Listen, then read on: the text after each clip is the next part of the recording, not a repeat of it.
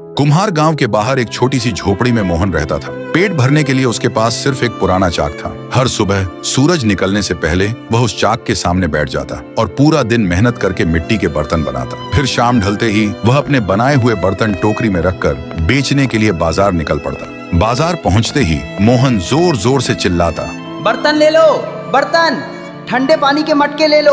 उसकी आवाज सुनते ही आसपास के लोग इकट्ठा हो जाते और धीरे धीरे उसके सारे बर्तन बिकने लगते और उन्हीं पैसों से उसका गुजारा चलता।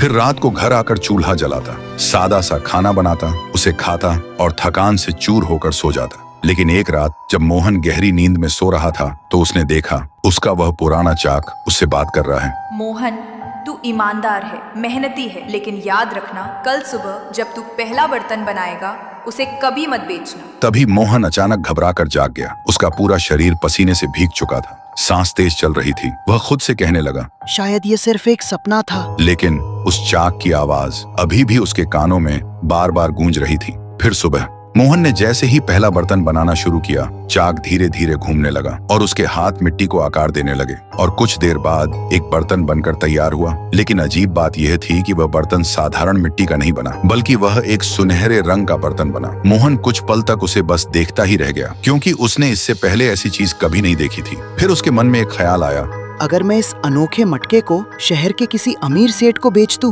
तो शायद मुझे बहुत सारे सोने के सिक्के मिलेंगे। लेकिन अगले ही पल उसे रात का वह सपना याद आ गया।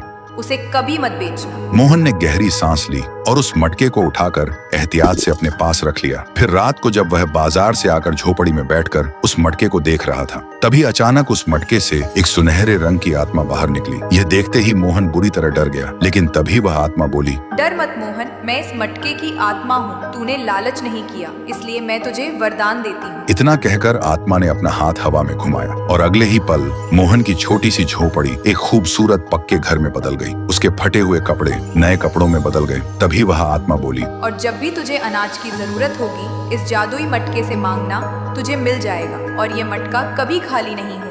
लेकिन याद रखना, इस वरदान का उपयोग सिर्फ भलाई के लिए करना। इतना कहकर वह आत्मा गायब हो गई। फिर देखते ही देखते मोहन अमीर बन गया, लेकिन उसने अपना कर्म नहीं छोड़ा। वह अब भी बर्तन बनाता था। वह अब जरूरतमंद लोगों को मुफ्त में अनाज देता, भूखों को खाना खिलाता और सबकी मदद करता। धीरे धीरे लोग मोहन की इज्जत करने लगे, उसकी ईमानदारी की मिसाल देने लगे और तब मोहन को समझ आया कि अगर इंसान लालच छोड़कर सच्चे मन से मेहनत करे तो किस्मत खुद उसका साथ देती है।